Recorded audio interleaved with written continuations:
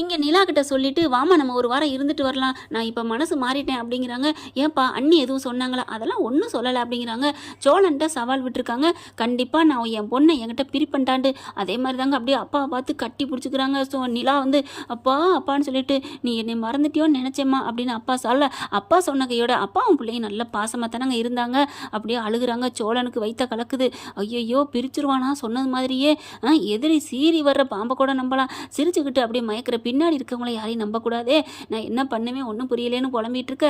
இங்கே சேரனு பெல்லேருந்து என்ன பண்ணுறாங்க, கூட்டிகிட்டு போயிட்டு வாங்க ஐயா, நீங்கள் கூட்டிகிட்டு போயிட்டு வாங்க. நிலா நீ போயிட்டு வாப்பா, பெத்த அப்பாவுக்கு தானே தெரியும் அதோட கஷ்டம் அப்படிங்கிறாங்க. அது சரி, நீ கட்டி ஒன்னே விரும்பி வந்த கார்த்திகாவே வேணான்னு அனுப்பி வச்ச ஆள் தானடா நீ, என்னடா சேரா போப்பா அப்படின்னு தாங்க நினைக்க தோணுது. அப்புறமா பார்க்குறாங்க, சரி கிளம்புவோம் அப்படிங்கிறாங்களா.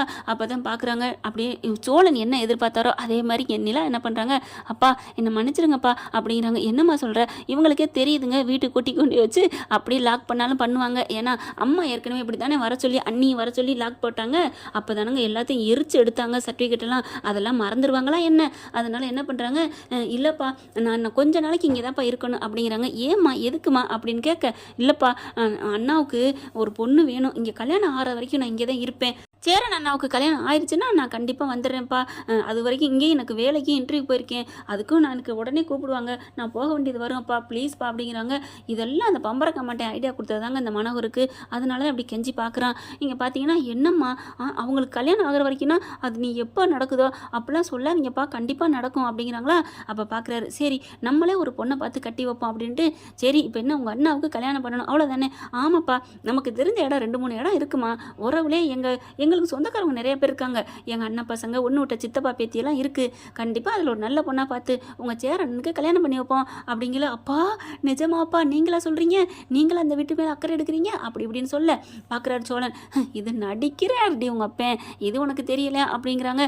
ஆனால் மனோகர் பார்க்குறாரு, இருமா இரு, உன்னை எப்படியாவது என் வீட்டுக்கு கூட்டி வரணும், அதே சமயம் இந்த குடும்பத்தில் யாரும் நல்லாவே இருக்கக்கூடாது. எப்படி நாங்கள் எல்லாரும் தவிச்சு கஷ்டப்பட்டுட்டு அழுதுகிட்டு தினம் செத்து பொழைச்சோமோ அதே மாதிரி இவங்களும் இருக்கணும். கண்டிப்பாக வர்றவ இந்த குடும்பத்தை பிரிக்கணும், பிரித்து ஒன்று அந்தல சந்தலையை ஆக்கணும். அப்போ தான் நீ என் வீட்டுக்கு வருவேன், நான் சந்தோஷப்படுவேன். ஆனால் இப்போ கூட கல்யாணம் வரைக்கும் போயிட்டு இந்த குடும்பத்தை கெடுக்கலாம், ஆனால் நீ வரமாட்டியே. கல்யாணம் வரைக்கும் வந்துட்டு கல்யாணம் நின்று போச்சுன்னா இன்னும் நீ உயிரை விட்டுருவேன்.